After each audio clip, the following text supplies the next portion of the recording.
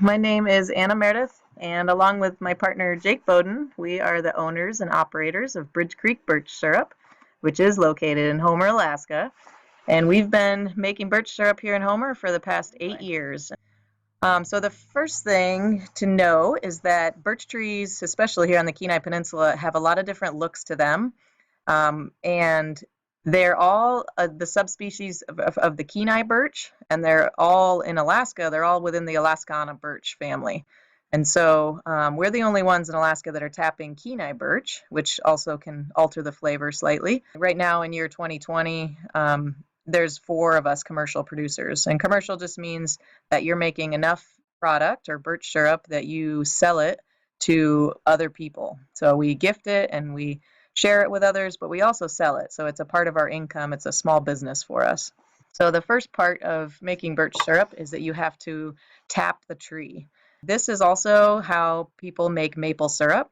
And there's other ones that are made in the Southern American states like black walnut and hickory syrups. So tree sap, it looks like you can see here in the photo. It's very clear. It's very much like water because it is 99% water with birch sap.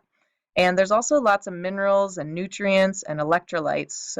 And so that provides the tree with the energy that it needs so that it can pop its buds out so that it can form leaves every single year. Because remember, they are deciduous trees and they lose their leaves every fall. And each fall, they're pushing all those minerals and nutrients down into their roots so they can store them there for the springtime. And then once the tree is able to put its leaves out, then photosynthesis takes over and it gets its energy from the sun for the rest of the summer. So it's time to tap trees as the ground begins to thaw each spring. So I like to say when you leave your jacket at home and you don't need a coat anymore, that's when it's time to start thinking about it's time to make birch syrup. So we will go in with these taps and we just pop them in. Once you tap the tree, you're going to go back and collect that sap every single day until the buds come out. So it's a pretty short season, but it's a lot of work and it's a lot of fun. So I really recommend that everybody, if you have a birch tree, that you consider tapping that yourself. Every year that you tap a tree, you want to tap it a couple inches away from last year's hole, and the holes will heal up completely if you have a healthy tree. And we try to only tap the healthy trees. And then you just tap it in. Again, not very hard. It takes like 3 pretty good whacks with the hammer. And then when you can feel the hammer bounce back at you, you know that it's in enough. And so we use these 2.5 gallon industrial grade Ziploc bags to collect the sap. And since it's just like water, it is really heavy.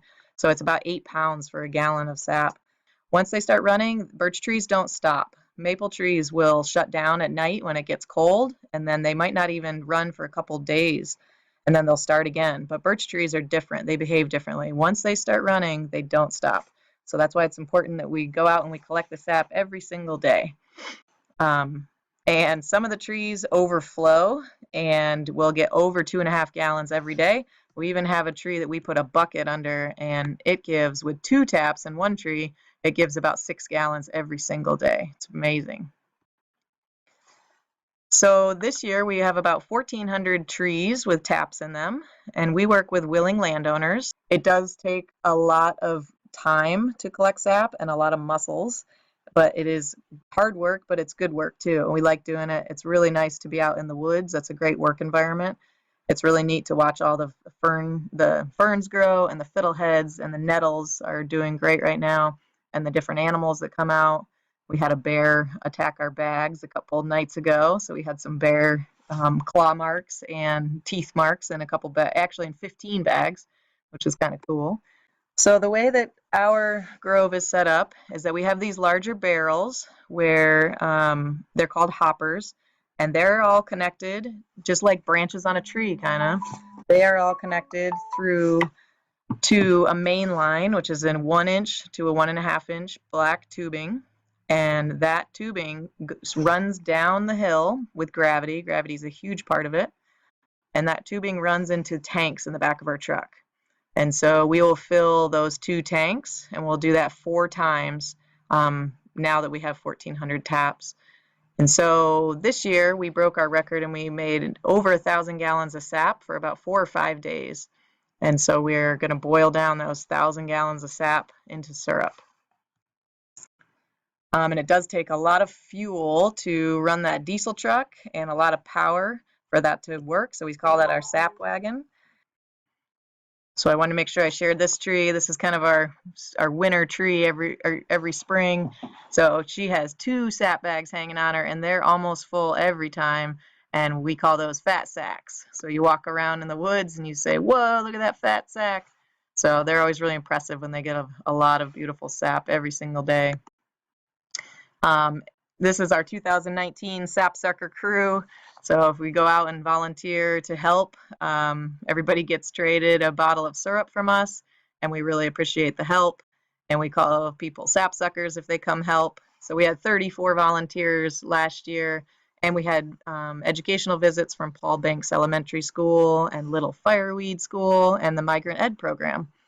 And we hope to have some Project GRAD classes come up here in the future too. This is another way to get birch sap from a tree.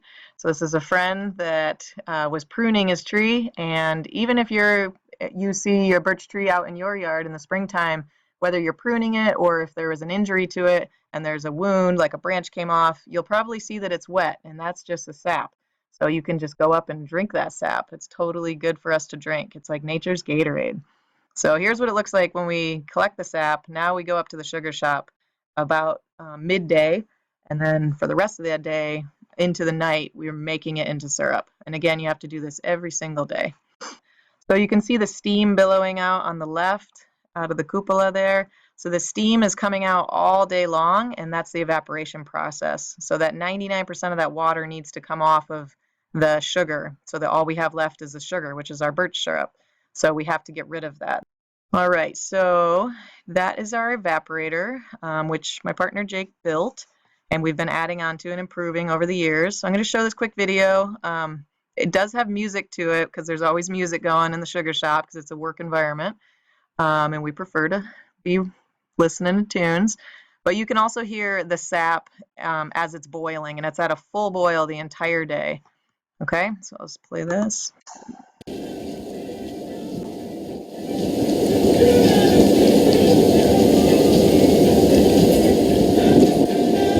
So here you can see the steam billowing out, smokestack, letting the smoke and the flames out. So we're feeding the fire throughout the day. Probably every 15 to 20 minutes, a ton of wood is consumed. We're the only ones who use a wood fire operation here in Alaska. You can also do it with natural gas, or you can use propane, which is a great way to do it as well. Here's a close-up shot of what that boiling sap looks like. So you can tell in this picture, it starts out clear or lighter, like in before here. And then as it cooks down and concentrates, it gets the color of the birch syrup. So it's a daily process. It's kind of like fishing in that way, a fishing season, and that every day you do the same routine, and you're going out, you're collecting the fish, you're putting them away, you're processing them, you do the same thing every day, you clean up, and then you start over. So it's similar to that, and it's also similar to fishing in that it's a lot of hard work for a short amount of time. So we stow the syrup and we put it away. We're going to make over 150 gallons this year, and in year 2020. And it takes 100 gallons of sap to make 1 gallon of syrup, since it's 1% sugar content. And so that means that we're going to haul over 15,000 gallons of sap, and by hand, and cook that down and filter that down into the syrup. So that's where all the work comes in, is the ratio of sap to sugar or sap to syrup. Anywhere that you would use a sugar, you could try and substitute birch syrup and see if you like it and if it works well, and you can feel good in knowing that it's good for you, and especially if it's local to you. And then so another big part of the business, our small business, is that we have to get rid of all this syrup that we make. So we have to sell all of it. So we're really involved with our Homer Farmers Market, and we sell to different gift stores around the country. We also, mostly around Alaska for sure, but we do ship to Canadian and some US customers who are just interested in birch and know it. And so that's a whole nother part of it, is educating people about what it is, how to use it, how it's good for them, and why. All right, well, thanks for checking out our presentation. And we don't have a website, but if you Google Bridge Creek Birch Syrup, Homer, Alaska, there's a few articles and podcasts that come up.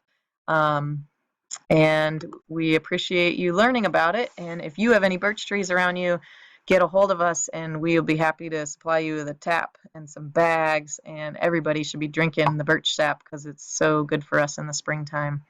So thanks for learning and checking out our pictures. All right, bye-bye.